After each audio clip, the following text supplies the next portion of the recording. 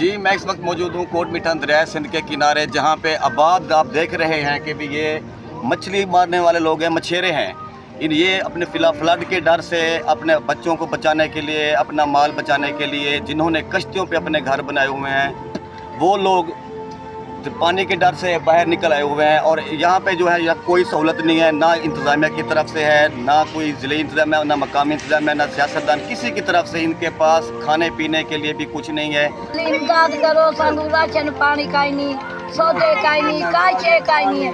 असा मैं दरिया जी बुड़ गयो, सागो काई छे काई। अच्छा मैं इमदाद कर तो सकनी कोई आया है, कोई राशन देवान काई ना, सागो राशन पानी कोई काई ना आई।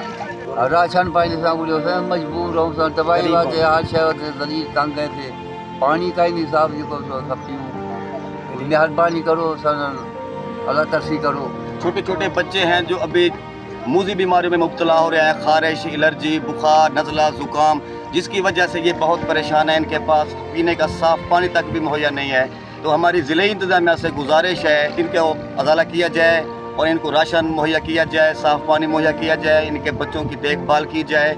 मज़ीद हमारे साथ मौजूद है इलाका मकीन, उनका क्या कहना है? सारे पास राशन भी नहीं, कुछ हुकूमती भी नहीं आया, बहुत सारे बाहर बीमार हैं, सारा कुछ सैलाब आया, सैलाब की वजह पे हम यहाँ पे आए, कोई सारे को पूछने भी नहीं आया, राशन बोर भी नहीं आया। जी आप देख सकते हैं पीछे इन लोगों ने, मछेरे हैं ये, मच्छी मार कर अपने बच्चों का पेट पालते हैं। इनके पास अभी फ़िलहाल अगर खुदा न खास्ता अगर पानी बढ़ भी जाए तो ये इनको निकलने का मौका तक भी नहीं मिलेगा, जिन्होंने कश्तियों पे अपने घर बनाए हुए हैं। तो हमारी ज़िले इंतज़ामिया, AC, assistant commissioner, deputy commissioner साहब से गुजारिश है कि खुदारा इनकी देखभाल की जाए और इनको अदालत दिया जाए, जो इनको फ्लड से बचाव के लिए इक़दामात हैं वो इनको समझाएं और इनको राशन तक भी मुहैया किया जाए। जी।